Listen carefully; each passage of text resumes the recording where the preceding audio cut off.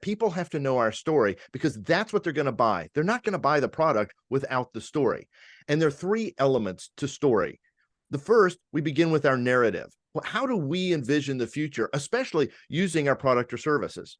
And that narrative is sourced in our creation story, the creation story of our business.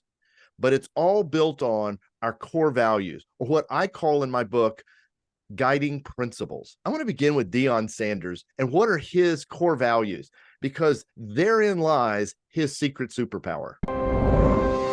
Welcome to the Live Truly Free podcast. Whoa, George, you got to hold up there. You just covered a whole bunch of stuff and you're skipping all of it just to talk about guiding principles. Like you mentioned an envisioning narrative, you talked about your core values, talked about your creation story, and you're skipping all of that just to go to the core values in Deion Sanders as a superpower even. I don't even know what you're talking about with that.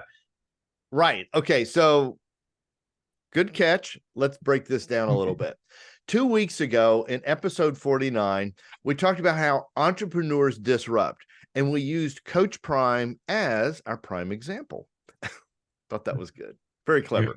So, because here's why. He understands that people buy the story, not the data, the information, or whatever, or the X's and O's about football, which took us to element one. And element one is your envisioning narrative. It's the narrative to the future. It's not in the present.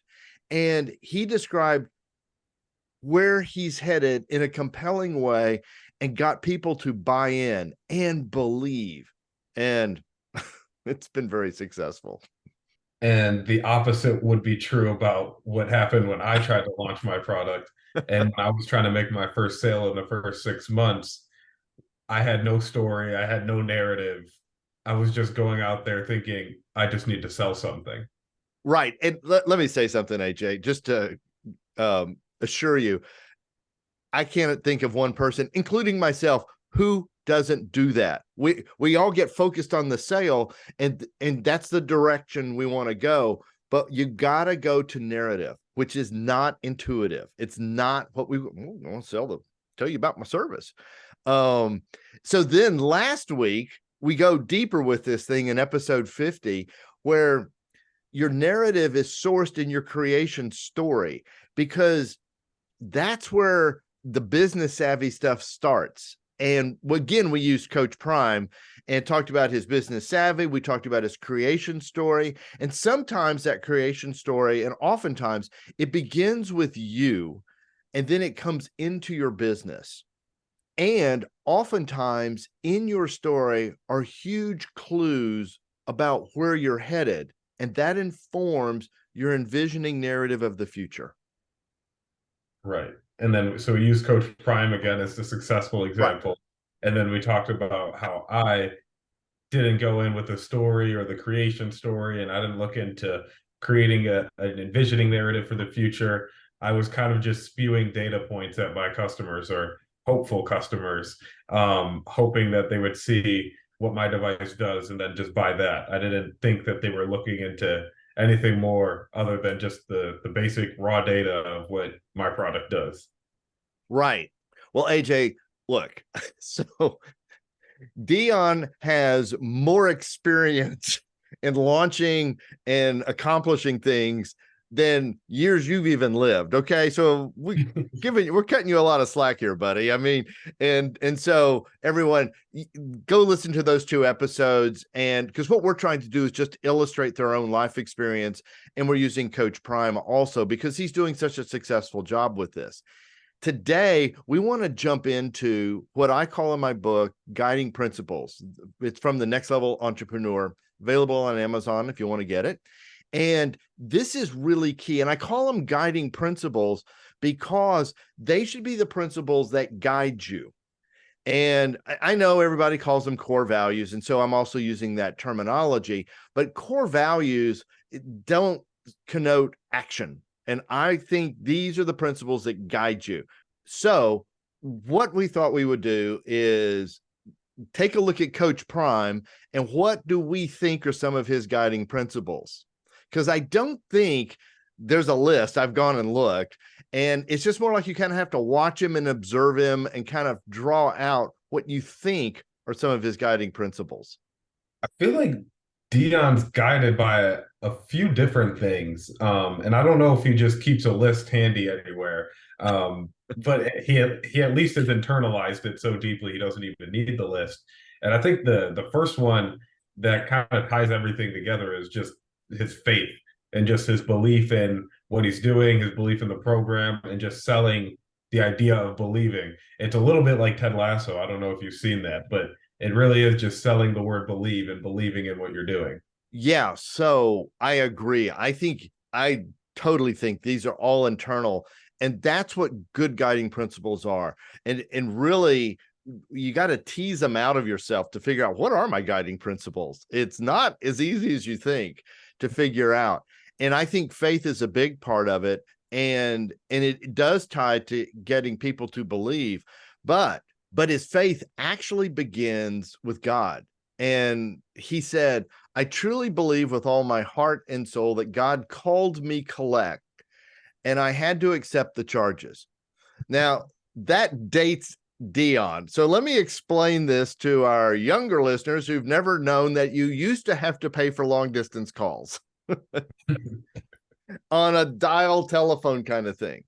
And so a collect call is you needed to call somebody long distance and you didn't have any money, so you would just call the operator and they would reverse the charges and charge the other person. It's a very odd quote.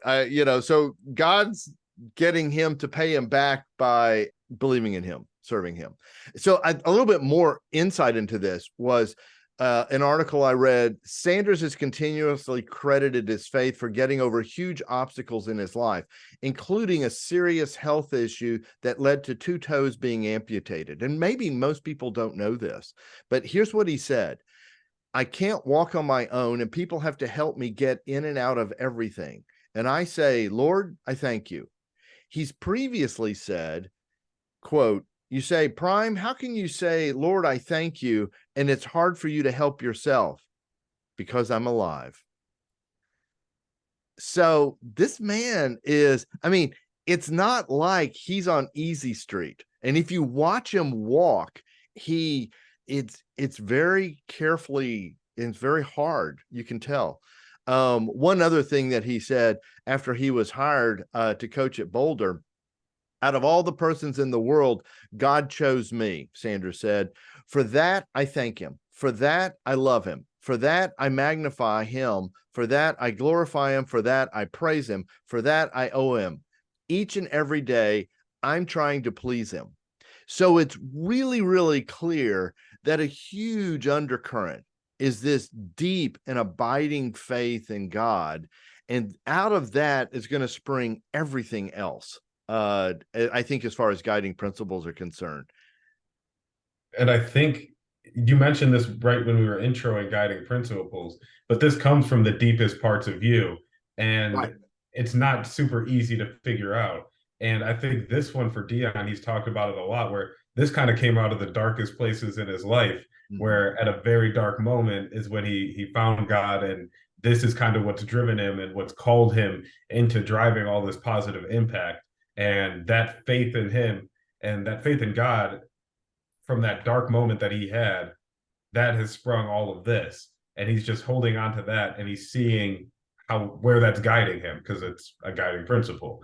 Yeah, because look, if you've come out of a dark place, and look, at some point in your life, everybody's going to have those kinds of moments, and you come out of that, you're going to find it's going to reshape you. And in his case, the faith that he has is, and I think his talking about it is part of identifying it for himself. I don't think it's, I think he wants to impact to other people. But if you know you're here for a reason, man, it changes everything. Yeah, and you also talked about how his toes, it's hard for him to walk. Right. And I think that kind of brings out another guiding principle of his, which is working hard. Yeah. Because even if I have to get 2 of my toes cut off 2 weeks before the season, I'm still going to be out on that sideline. I'm still going to go to work. I'm still going to go shake the other coach's hand at halftime and run through the midst of all these crazy fans and students and media and players all around me with my two toes and my security guards. But that's the job I signed up for, and I'm going to go to work and do my job. Yeah, that's yeah, I completely agree. I think that is a huge principle in his life, and it's illustrated throughout all of the success in his life and how he does that with the team too. He expects them to work hard. Something that I didn't mention, but he said was, so he had major surgery on his legs for blood clots in the summer, and before the season started at Colorado. And he said, I'm going to be running out on that field with the team. Well, it may not be exactly what you and I would call running, but for him, it was running. And, but that just illustrates what you're talking about, is his commitment. This is something I've observed. Well, let me read the quote that I saw, and then I'll distill what I think is a principle there. We all chase things that if we applied the unique skill set that we have, it would chase us. We all want to be wanted, needed, and respected. The gifts that God freely placed inside of us commands those desires if we only activate those gifts. What are you waiting for? And what I think he's talking about is our uniqueness. And I think he views not only himself as unique, but he views every human being he's encountered as a unique individual with a unique skill set. And probably I could expand on that and hunch, especially with these young men in the football program, he probably sees it as his calling to help unlock that unique skill set with each person. The quote also reveals incredible human insight. This man has done some work on himself, I can assure you, to identify so easily, just rolls off of his tongue. Everyone wants to be wanted, needed, and respected. You've done some self work on that to get there. He does say that all the time. When he's talking about his players, he's talking about how unique they are. And when he's talking about to the team, he's telling them, like, you have this unique skill set, you have this unique personality, you have this unique gift. Bring it to your community. Be a great father. Be a great in the classroom. Be, great in whatever community you're involved yourself in. And even if it's not the football field, you're going to become a better man and bring that uniqueness to wherever you end up after you leave Coach Prime's football program. And I think also the insight there is you're going to be wanted. It's when it's just this natural tendency of when you're great at something or when you exude greatness in any aspect, people or situations are going to be magnetized towards you to want you to be there, for your greatness to help them, for your greatness to help whatever that area is. And by him bringing that out of his players, again, using the word guiding, he's guiding them to a greater vision and guiding them to the best version of themselves. Yeah, that's really good, AJ, because what I think what you're describing is he's getting people to believe in themselves. And that they're unique and needed. Right. And so I think if I want you to believe in my vision and my narrative and creation story and all that stuff, I got to get you believing in yourself first, because if you don't even believe in yourself, you're not going to believe in anything else. I think we have absolutely slid into a huge guiding principle in his life. Yeah. And all of that's backed by, I think, another guiding principle, which is you have to be committed. You're not just going to believe in yourself out of nowhere. You're not just going to realize this uniqueness out of nowhere. You have to commit yourself to realizing that potential. You have to commit yourself to your teammates. You have to commit yourself to the program that Deion's putting you through if you want to actually see the results of the program he's promising. Yeah. So let me elaborate on that, because the commitment piece is hard. It's harder than hell, frankly, because you're going to hit tough times. We're recording this right before they head off to Oregon for the Oregon game. and they're 21-point underdogs. Of course, they were 21-point underdogs with TCU. I mean, who knows what's going to happen? But here's the thing. Deion knows they're going to be tested and tested and tested, and they've now set a huge bullseye on them anyhow. So that commitment to the program is what gets you to believing more and more in yourself, believing more and more in the program and stuff like that. Because if you're just a fair weather person, you're never going to get anything out of it. The target that you talked about, the bullseye that he's put on his back, that was on full display in that last game against Colorado State. Right. Where double overtime, they were, and Colorado, Coach Prime, they were the overwhelming favorites in that game. And the game wasn't going tough. They had to come back just to force the overtime. It didn't look good for them, but they were resilient the whole way. And I think that would be another one of its principles is resilience. Is nothing's going to come easy, and when it gets hard, you just have to keep persevering through it, because that's when God's really working. That's when the changes are actually happening. That's when growth is actually occurring. Yeah, and he used that word after the game. I mean, like, you know, they do those quick little post-game interview things, and he used the word resilient at that moment. I think resilience leads to another probably guiding principle in his life, which is perseverance. And that ties back to commitment. So can you see how these guiding principles, they're just a part of who he is, but he is transforming his team with his guiding principles. And you can do the same with your company. So AJ, I know there's probably a zillion out there, but one more. What would be one more guiding principle that you think with Deion? The biggest one I can think of still would be winning. I'm going to go not just like the result of winning, because it's not always going to be in your control, but just the idea of having a winning attitude and thinking like a winner, acting like a winner, preparing like a winner, acting as if you can control that result 100% of the time. And even when it doesn't go your way, still preparing to control the result again. So just kind of always staying in a winning mindset rather than letting yourself get down and feel defeated. Yeah, that's really good, because there's so many times. Guys, can you just see how this is a superpower? If you've got any of these principles moving in your life, and you don't have Deion's principles, you have your guiding principles, and maybe there's some similarities.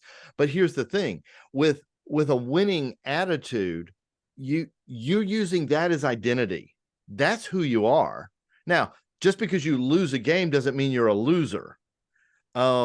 But it's like, unless you go in, I'm a defeated person. And it's so easy to get down, especially in this day and age. So yeah, I think that's a huge guiding principle for him. All right. Now that we've gone through a bunch of Deion's guiding principles, right, kind of to apply this to me and so our listeners can apply it to them, what's a good guiding principle? Or we just listed a bunch of really good ones, I'm assuming. We could also go with what's a really bad guiding principle. Yeah. Actually, let's do the bad. So I was really curious. About this, on like, what is the Colorado Buffaloes athletic department's core values? Because they've got to have something out there. And it took, by the way, it's not easy to find. It's on the subpage of the subpage of the subpage of the subpage, because honestly, they should be pretty embarrassed with this stuff. So, and part of these core values are embedded in their mission. Okay. And it's to establish an innovative personal and professional development program that prepares student athletes to continually thrive while inspiring constituents, whoever that is, to invest in the long-term success of each student athlete. This was written by a committee of consultants who have PhDs. Yeah, I was about to say that sounds like ChatGPT wrote it. No, ChatGPT would come up with something way better. All right. So wait a minute. They then had a values. So they provide expertise and cultivate success by coaching student athletes to, and there's 4 of them, Understand, reflect upon, and leverage the unique student-athlete experience. Navigate university resources. I guess that's work the website. Access networks and partnerships, be an alum and contribute, and value and maintain lifelong buff connections. Yeah, we definitely want your money lifelong. What are these? Can you? I mean, is this not just screaming at you what bad and good look like? That the athletic program sounded more of like you guys are our cash cow. It's telling the student athlete, hey, we have a library and a website. Those are the resources you get to navigate. But just make sure you go play hard. And then once you're done, keep buying season tickets and supporting the merchandise and come talk to the current players. Stay connected to the Buffaloes to make sure our money machine keeps going. And I love the word lifelong buff connections, which is probably code for we want you contributing every year you're alive. Yeah.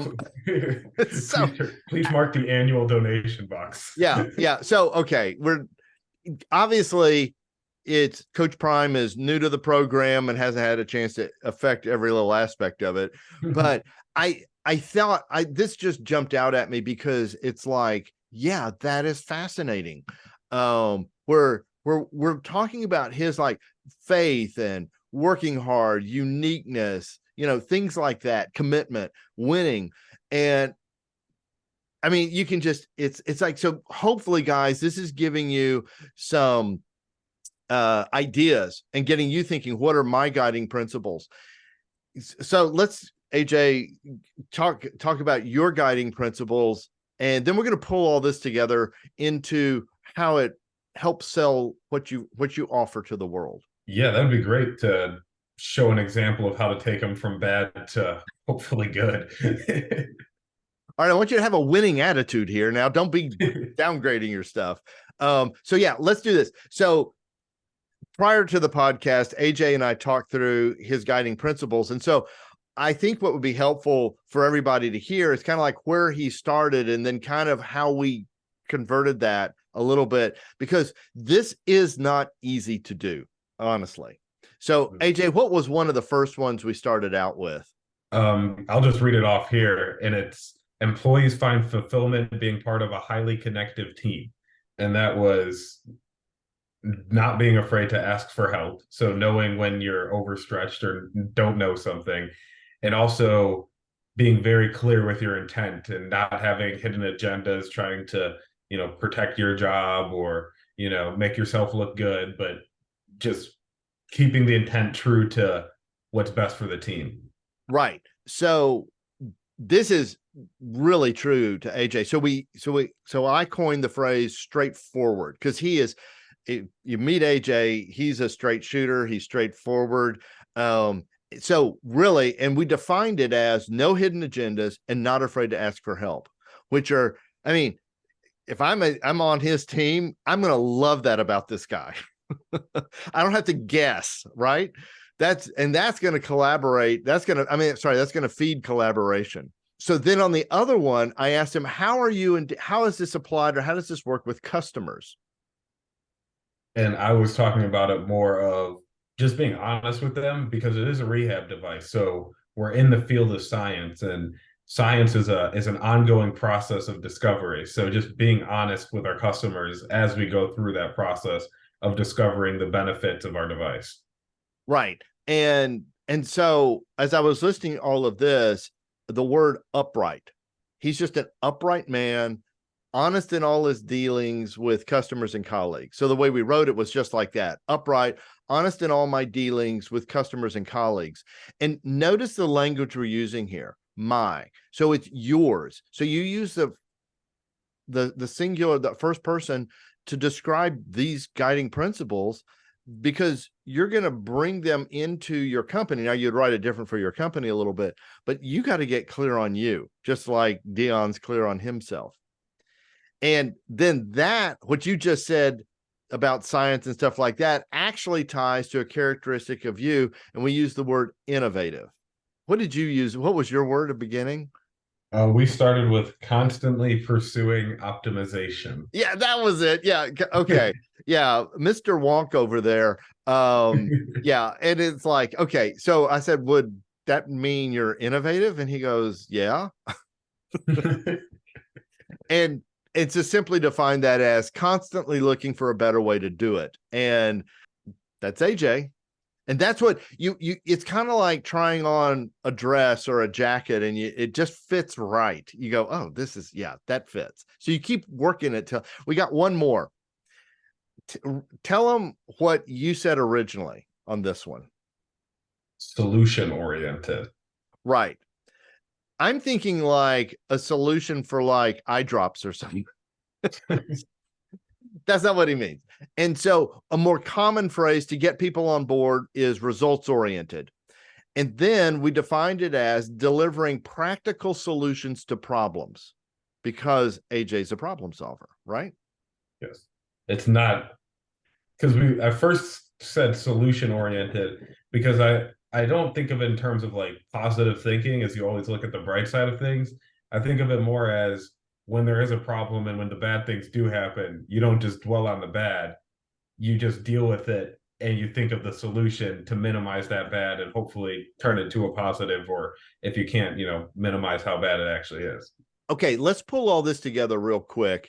So as we discussed in last week's episode, where your original pitch was giving all the data points and statistics about the device, it's a shoulder rehab device. And let's just change that narrative. What's that envisioning narrative? And we'll filter in a few guiding principles and a little bit of the creation story. Yeah, so to give it a rough draft or a first go of it, I've really put AJ on the spot, guys. yeah, This is not really rehearsed at all. yeah, we'd go with something like it would be something like our company is going to change the rehabilitation industry forever by giving patients more control of their rehab. We started a year ago while we were all in college. As we've grown, we've collaborated with our customers and have been honest with them throughout the entire process to really get to the true problem we were solving and the problems with our initial solutions, and innovate the space by giving physical therapists and patients access to real-time data as to recovering their injury using an app on their phone to come up with this current solution that we're ready to take to market now. Okay, AJ, that is like as clunky as that feels. And guys, that's literally like the first time he's ever done this. So it's totally on the spot. This is 1,000 times better than his pitch a year ago with the data points, which people were walking out of the office. Now, here's what's going to happen. AJ's going to start practicing this. He's going to start using it, and he is going to get better and better and better. And he's going to get people to start believing. And what he doesn't have right now is feedback from other people and reactions, whether they're therapists, potential customers, or just friends who are willing to listen to his pitch. Okay. So this is a practice thing. It's writing it out, all that sort of stuff. But you got to start somewhere. And that's what I like about AJ's doing this is it gives you the rough feel. You're not seeing the finished product like you are with Deion Sanders, who is as polished, oh my gosh, as anyone out there. He's, it's like the golfers, right, AJ? I mean, you see these pros out there and they make it look so easy. But when you watch amateurs, weekend golfers, they're terrible. Yeah. We're letting our audience see the polishing process. Right. So thank you, AJ, for being vulnerable like that. And really, really, really hope this helps you guys put together a story that will help you sell more. But I've got to conclude with this. I don't want to say that. But AJ, I've got to ask you this question about Coach Prime, because we've been talking about him for the last 3 weeks. What is a football coach? I'd say something like a leader of men who play football. Okay. So this question is not original to me. I'll source it from Josh Pate at Late Kick on his podcast. He said a coach is an entertainer. They are in the entertainment business. And this is brilliant. This is absolutely brilliant. You see, you have to know your audience to talk to them with your story. And this is a really important point. If you'll notice, Deion doesn't talk to us about X's and O's or the technicals of the game. I mean, I'd tune out. I wouldn't listen. But if you listen closely to what he says, you'll realize he's actually telling us a story in a very entertaining way. And for those who are fans, we start believing more. The team is believing, his school's believing, Boulder, Colorado's believing, and the product is flying off the shelves. They can't keep the merch in stock. They don't have any season tickets left. And money is pouring into the program. So proof in the pudding, okay? So there's so much more on this. But that's all for now. Check out these 2 previous episodes, and I know you're going to love them. And in the meantime, may you live truly free.